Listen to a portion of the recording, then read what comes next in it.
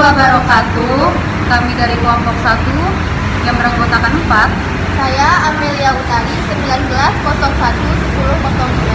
Saya Lugiana Salsabila 1901123. Saya Nurul Febrian Hussein 19011173. Dan satu teman kami yaitu Tesya Wulandari 1901171.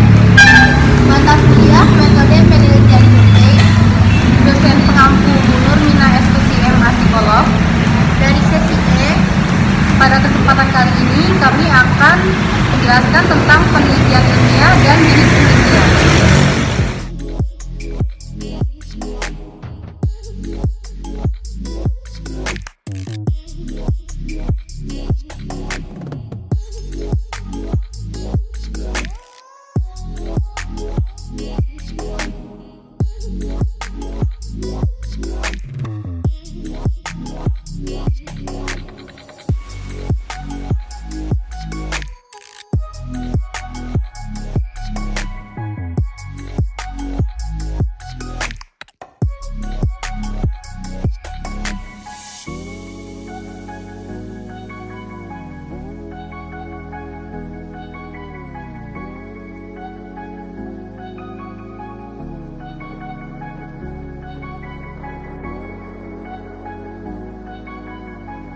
Atau riset merupakan rangkaian kegiatan ilmiah dalam rangka pemecahan suatu masalah.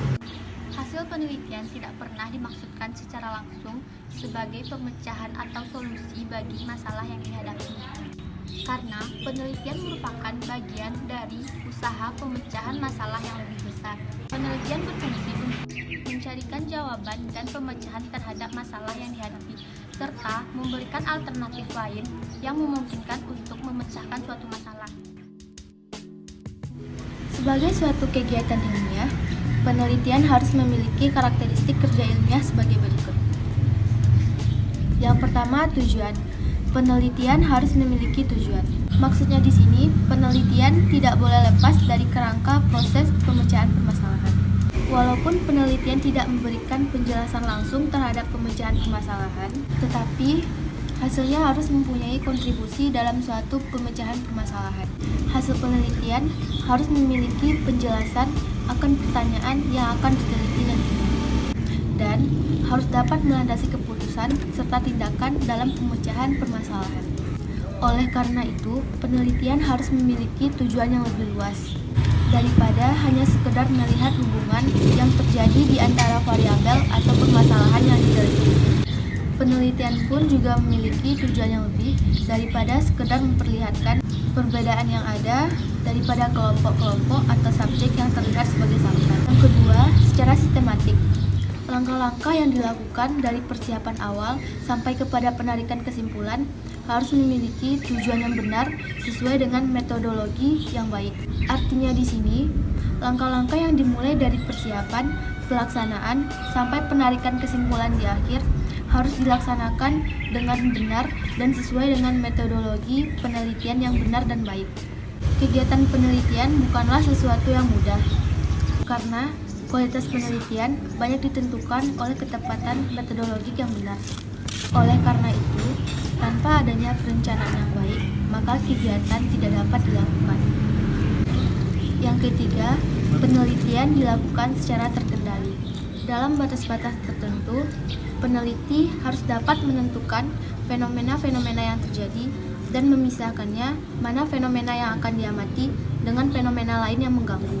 Dalam pendekatan penelitian yang menggunakan observasi alamiah, peneliti harus dapat mengidentifikasi fenomena yang relevan dan perlu diamati sehingga kesimpulannya tidak dicemari oleh masuknya fenomena dari variabel-variabel lain yang dapat merusak informasi dari data yang dikumpulkannya.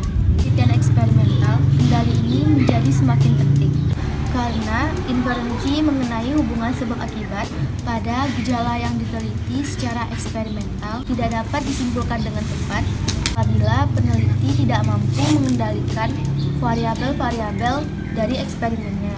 Yang keempat, objektif. Penelitian harus dilakukan secara objektif. Maksudnya, pengamatan yang dilakukan dari awal dan telaah yang dilakukan, serta kesimpulan yang diambil oleh peneliti tidak boleh didasari oleh subjektivitas pandangan pribadi dan pengaruh dari pihak lain. Hasil penelitian tidak boleh terpengaruhi oleh pandangan subjektif penelitian dan tekanan dari luar. Peneliti tidak boleh hanya mengumpulkan data berdasarkan praduga, asumsi, dan teorinya saja, tetapi harus juga menelaah dan mengumpulkan fakta yang berlawanan, sehingga bias dalam arah analisisnya dapat terhindarkan. Begitu pula penyimpulan pemikiran deduktif maupun induktif yang diperoleh oleh peneliti harus berupa fakta yang didukung.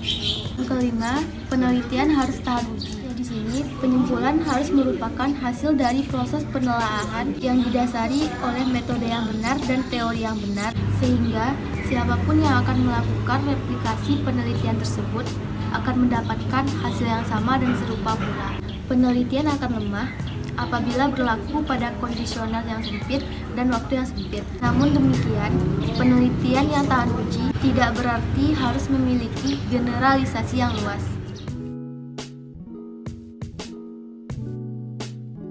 Jenis-jenis penelitian berdasarkan dimensi yang berbeda. Penelitian dapat dibedakan berdasarkan dari klasifikasi dan sudut pandang yang berbeda. Pertama, jika dilihat dari pendekatan analisisnya, penelitian dibedakan menjadi dua macam, yaitu 1. Penelitian dengan pendekatan kuantitatif. Penelitian dengan metode pendekatan kuantitatif menekankan kepada data-data numerikal atau angka yang diolah dengan metode statistika. Dengan metode kuantitatif akan diperoleh signifikansi perbedaan antar kelompok atau signifikansi antar variabel yang diteliti. Yang kedua, penelitian dengan pendekatan kualitatif. Penelitian dengan pendekatan kualitatif lebih menekankan analisisnya pada proses penyimpulan deduktif dan induktif, serta pada analisis hubungan antar fenomena yang diamati dengan menggunakan logika ilmiah. Selanjutnya, jika dilihat dari kedalaman analisisnya, penelitian dapat dibedakan menjadi dua. Yang pertama, penelitian deskriptif. Penelitian deskriptif melakukan analisisnya hanya sampai pada tahap deskripsi, yaitu menganalisis dan menyajikan data secara sistematik, sehingga dapat lebih mudah untuk dipahami dan disimpulkan. Kesimpulan yang diberikan selalu jelas dasar faktualnya, sehingga semua dapat dikembalikan langsung pada data yang diperoleh. Kebanyakan pengolahan datanya didasarkan pada analisis persentase dan analisis kecenderungan atau tren. Kedua, penelitian inferensial. Penelitian inferensial melakukan analisis hubungan antar variabel dengan penelitian hipotesis. Dalam penelitian inferensial, kita dapat berbicara mengenai besarnya peluang dalam kesalahan mengambil kesimpulan. Selanjutnya, penelitian berdasarkan karakteristik yang didasarkan oleh kategori fungsionalnya. Yang pertama, penelitian deskriptif, yaitu penelitian deskriptif adalah suatu penelitian yang menggambarkan tentang karakteristik populasi atau bidang tertentu. Yang kedua yaitu penelitian perkembangan. Penelitian perkembangan bertujuan untuk mempelajari pola dan urutan perkembangan atau perubahan. Yang ketiga yaitu studi kasus dan penelitian lapangan. Studi kasus dan penelitian lapangan ini adalah mempelajari tentang suatu interaksi di dalam lingkungan yang terdapat pada suatu satuan atau komunitas. Yang keempat yaitu penelitian korelasional. Penelitian korelasional yaitu yang bertujuan untuk menyelidiki suatu variasi sejauh mana variasi tersebut di dalam suatu variabel. Yang kelima yaitu penelitian kausal atau komparatif. Penelitian kausal atau komparatif yaitu suatu penelitian yang berhubungan dengan sebab akibat yang mana dapat diselidiki dengan pengamatan terhadap konsekuensi yang sudah terjadi.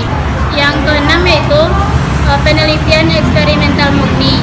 Penelitian eksperimental murni ini di mana suatu yang dilakukan untuk meneliti kemungkinan adanya suatu hubungan timbal balik antara variabel-variabel. Yang ketujuh yaitu penelitian eksperimental semu.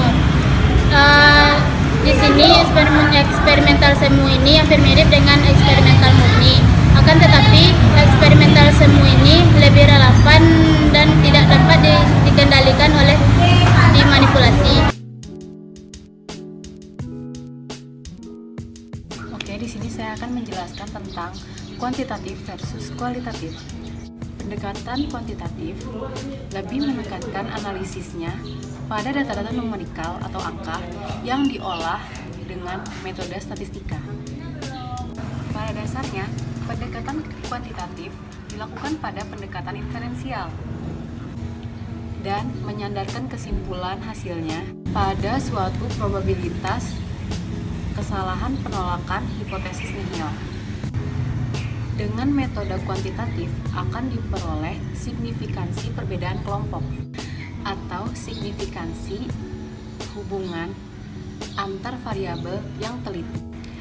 Pada umumnya, pendekatan kuantitatif adalah penelitian sampel besar, sedangkan pendekatan kualitatif ia lebih menekankan analisisnya pada proses penyimpulan induktif dan deduktif, serta pada analisis terhadap dinamika hubungan antar fenomena yang diamati dengan menggunakan logika ilmiah. Tapi bukan berarti pendekatan kualitatif sama sekali tidak menggunakan dukungan data kuantitatif.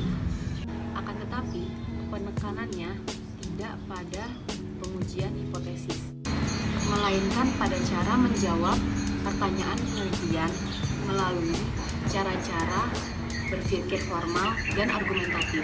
Dan pada umumnya, pendekatan kualitatif yaitu